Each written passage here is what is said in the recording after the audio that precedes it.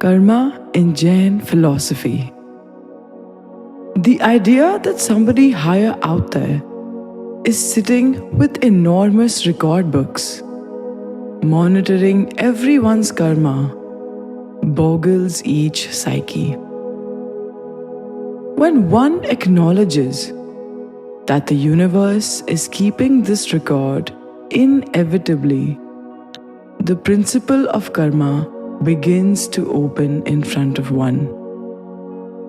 Understanding karma profoundly implies that one is ready to take the absolute liability of one's activities without interference from some supernatural being. And wonderfully, this is but an opportunity to take the command of one's life in their own hands. How can it be believed that a significantly positioned authority is either able to or allowed to give results of karma executed by somebody else? For what reason would anybody, be it God, do as such? Why would they invest much energy in ascertaining another person's karma? How many employees must keep track of each being's past, present, and future karma? Who chooses which accolade or punishment to be given for every great and awful deed of one? There might be karma of various sorts. Some may bring fruits in a lesser time, and others may require long efforts to get the results. Who decides when and how much fruit to give somebody for specific karma that they have performed? All of us have heard about the law of attraction, which conveys positive thoughts bring positive results into a person's life, while negative thoughts bring negative outcomes. It's like each of us works like an antenna that continuously sends signals into the cosmos. Signals which eventually not only manifest themselves in physical form, but also return to the same person who emitted them. Whereas good signals bring goodness in life, the negative ones get negativity. But is the karma principle that simple? Jain philosophy goes into the subtlest aspects of this theory and decodes it to the core. We observe that most people talk about karma, where everyone almost has this basic understanding of Newton's third law of motion, which says, for every action, there is an equal and opposite reaction. However, Jainism describes the same law with the highest grade of subtlety and majorly divides karma into two categories. Dravya karma, which is a special kind of Pudgala skandha, and Bhava karma, that is, binding of Dravya karma through the subtle activities of mind, speech, and actions. Together, both of these act in the following way. Through the influence of Bhava karma, certain minute, elementary, material groups of particles enter into the space points of the soul and get bound with it. The soul and the karma start sharing the same space like milk mixed with water. This is the law of nature, the same for every being, regardless of its location in the universe, irrespective of how underdeveloped it is.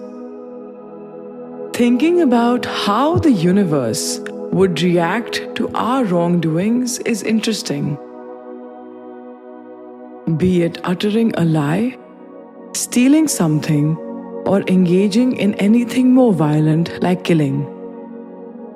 In Jainism, there is absolutely no involvement of a judge.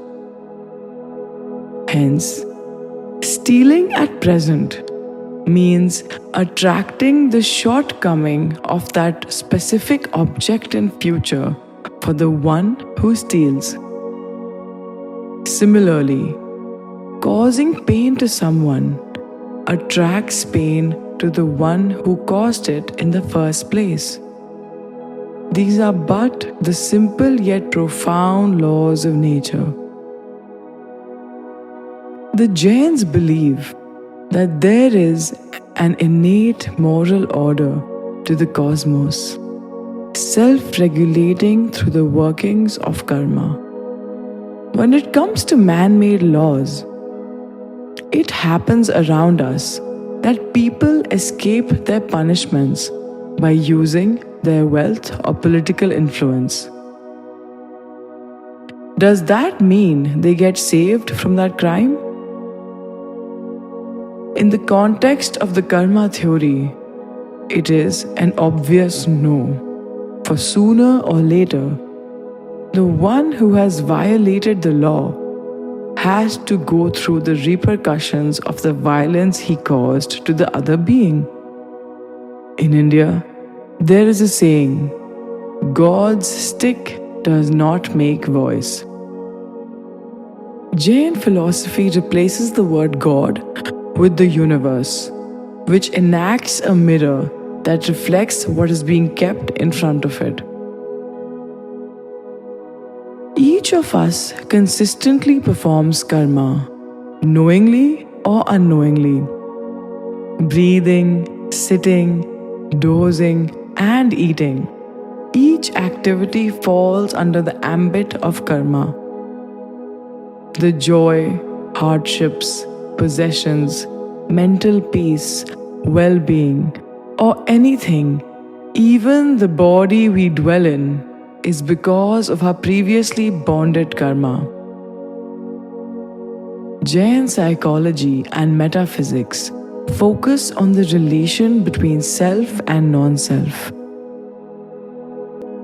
Each movement created by the consciousness, be it physical, vocal, or mental, is depicted as a sort of vibration by which an interaction with a jiva, all that is the non-self, takes place.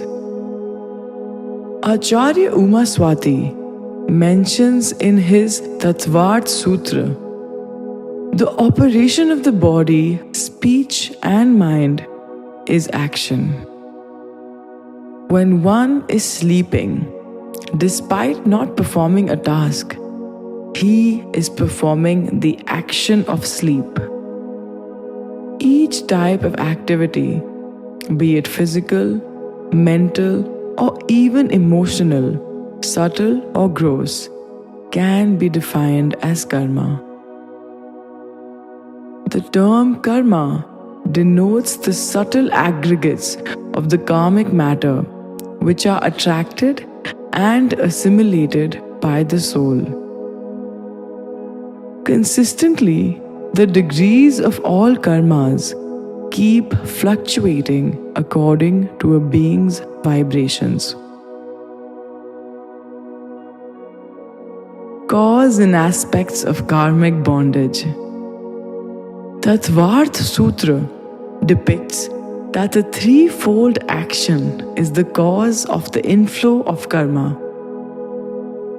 Together, actions of the mind, words, and body are called yoga, which causes the incessant inflow of karma. We often feel that joyous times get spent as light as flowers, whereas the tragic period seems to take ages.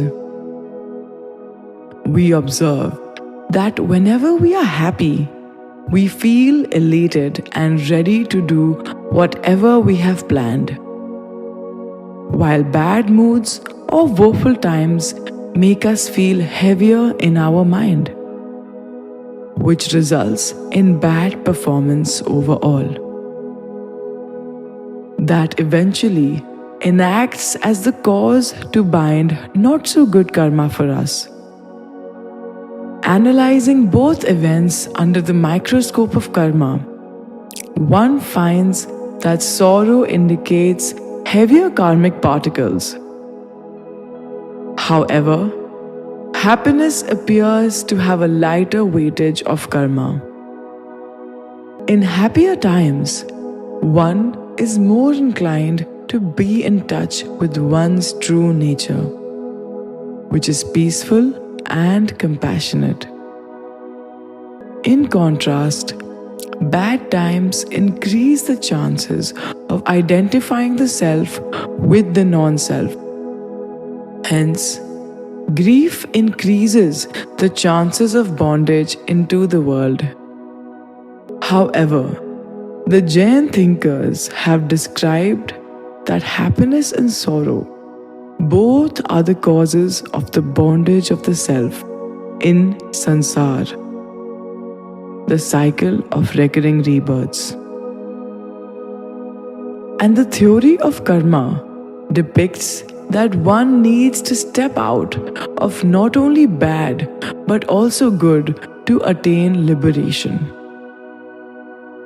In the text on reality, Acharya Uma Swati states, there are 4 aspects of bondage: type, duration, intensity of fruition, and mass of the material particles assimilated. We notice that the results of karma are not something given by some superior divine power, but are natural laws which depend on a few factors, like with which intensity a specific karma has been performed. Whether the intent was good, medium, bad, or amongst any of the varied degrees. This in turn decides the type of bondage and duration of the fruition of that particular karma. Beautifully, each of these happens rationally in the form of aggregation of material particles.